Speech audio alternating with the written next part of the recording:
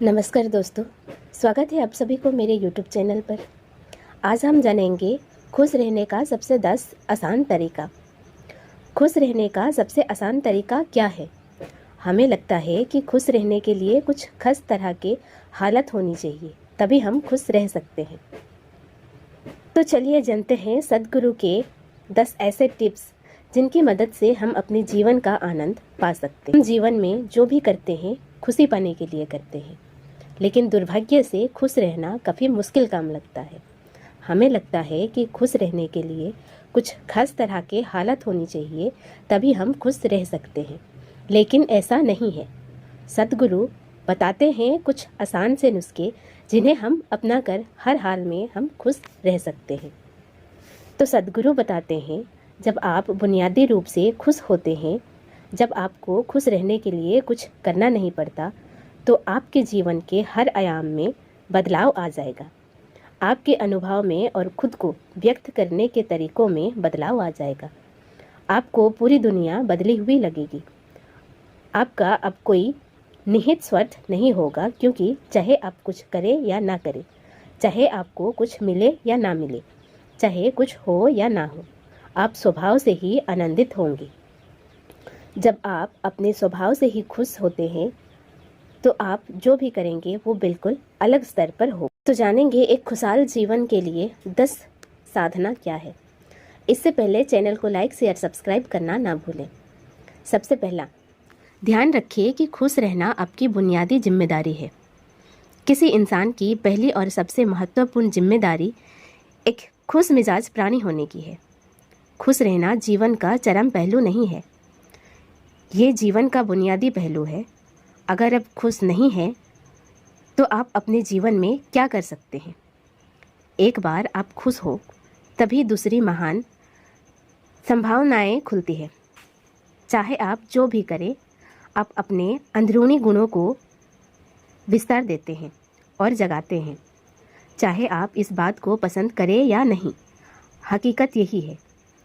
जब तक कि कोई महत्वपूर्ण चीज़ आपके भीतर घटित नहीं होती, आप दुनिया के लिए कुछ बहुत महत्वपूर्ण नहीं कर सकते। इसीलिए अगर आप दुनिया के बारे में चिंतित हैं, तो पहली चीज़ आपको ये करनी चाहिए कि खुद को एक खुश मिजाज प्राणी में रूपांतरित करें। दूसरा, पहचाने कि खुशी आपकी मूल प्रकृति है। इससे कोई फर्क नहीं पड़ता कि आप अपने जीवन में क्या कर रहे हैं, चाहे वो कारोबार हो, सत्ता, शिक्षा या सेवा। आप ऐसा इसीलिए कर रहे हैं क्योंकि आपके भीतर कहीं गहराई में एक भावना है कि इससे आपको खुशी मिलेगी। इस धरती पर हम जो कुछ भी करते हैं वो खुश रहने की इच्छा से करते हैं, क्योंकि ये हमारी मूल प्रकृति है। जब आप बच्चे थे तो आप यूं ही खुश थे, वहीं आपकी प्रकृति है। खुशी का स्रोत आपके भीतर है। आप उसे हमेशा के लिए एक जीवंत अनुभव बना सकते हैं। तीसरा, चीज़ों का महत्व पहचानें। आज सुबह क्या आपने देखा कि सूर्य बहुत अद्भुत तरीके से उगा? फूल खिले, कोई सितारा नीचे नहीं गिरा। तारामंडल बहुत अच्छी तरह काम कर रहे हैं। सब कुछ व्यवस्थित है। आज समूचा ब्रह्मांड बहुत बढ़िया तरीके से काम कर रहा है। मगर आपके दिमाग में आया किसी विचार का एक कीड़ा आपको ये मानने पर मजबूर कर देता है कि आज बुरा दिन है। कष्ट मुख्य रूप से इसीलिए होता है क्योंकि ज़्यादातर इंसान इस जीवन के प्रति सही नज़रिया खो बैठे हैं। उनकी मनोवैज्ञानिक प्रक्रिया अस्तित्व की प्रक्रिया से कहीं बड़ी हो गई है, या सीधे सीधे कहें तो अपने अपनी रचना को सृष्टा की सृष्टि से कहीं अधिक महत्वपूर्ण बना दिया है। ये सारी पीड़ा का बुनियादी स्रोत है। हम इस बात की पूरी समझ खो बैठे हैं कि यहाँ जीवित रहने के क्या मायने हैं। आपके दिमाग में आया कोई विचार या आपके मन की कोई भावना फिलहाल आपके अनुभव की प्रकृति को तय करती है, और ये भी हो सकता है कि आपके विचार और भावना का आपके जीवन की सीमित हकीकत से कोई लेना देना नहीं है।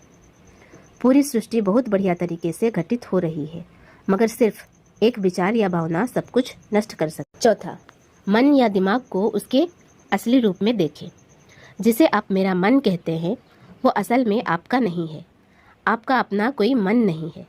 कृपया इस पर ध्यान दें। जिसे अब मेरा मन कहते हैं वो बस समाज का कूड़ेदान है। कोई भी और कोई जो आपके पास से गुजरता है वो आपके दिमाग में कुछ ना कुछ डल जाता है। आप वाकई ये चुन नहीं सकते कि किससे आपको चीज़ें ग्रहण करनी है और किससे नहीं करनी। अगर आप कहते हैं मुझे ये व्यक्ति पसंद नहीं है, तो आप किसी भी और से ज़्यादा उस इंसान से ग्रहण करेंगे। आपके पास कोई चारा नहीं है। अगर आपको इस बात की जानकारी हो कि उसे ठीक करके कैसे इस्तेमाल करना है, तो ये कूड़ेदान उपयोगी हो सकता है। असर और जानकारी का ये ढेर जो आपने जमा किया है वो सिर्फ दुनिया में जीवित रहने के लिए उपयोगी है। आप कौन हैं इससे उसका कोई संबंध नहीं है। 5वां, मन से अपने बुनियादी अस्तित्व की ओर बढ़े। जब हम किसी आध्यात्मिक प्रक्रिया की बात करते हैं तो हम मन से अपने बुनियादी अस्तित्व की ओर जाने की बात करते हैं। जीवन का संबंध इस सृष्टि से है जो यहाँ मौजूद है।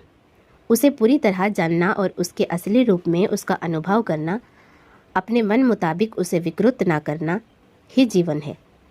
अगर आप अस्तित्व की हकीकत की ओर बढ़ना चाहते हैं तो सरल शब्दों में आपको बस इस बात का ध्यान रखना होगा कि जो आप सोचते हैं वो महत्वपूर्ण नहीं है, जो आप महसूस करते हैं वो महत्वपूर्ण नहीं है। आप जो सोचते हैं उसका हकीकत से कोई लेना देना नहीं है, उसका जीवन के लिए कोई बड़ा महत्व नहीं है। मन बस उन फालतू चीज़ों में उलझा रहता है जो आपने कहीं और से इकट्ठा किया है। अगर आपको वो महत्वपूर्ण लगता है तो आप कभी उसके परे नहीं देख पाएंगे। आपका ध्यान स्वाभाविक रूप से उस दिशा में जाता है जिसे आप महत्वपूर्ण मानते हैं। अगर आपके विचार और आपकी भावनाएं आपके लिए अहम है तो स्वाभाविक रूप से आपका सारा ध्यान वहीं होगा। मगर ये सिर्फ एक मनोवैज्ञानिक हकीकत है। इसका अस्तित्व में मौजूद चीज़ों से कोई लेना देना नहीं है। कष्ट हम पर बरसाया नहीं जाता, उसे पैदा किया जाता है और उसे बनाने वाला कारखाना आपके मन में है। आप इस कारखाने को बंद करने का समय है।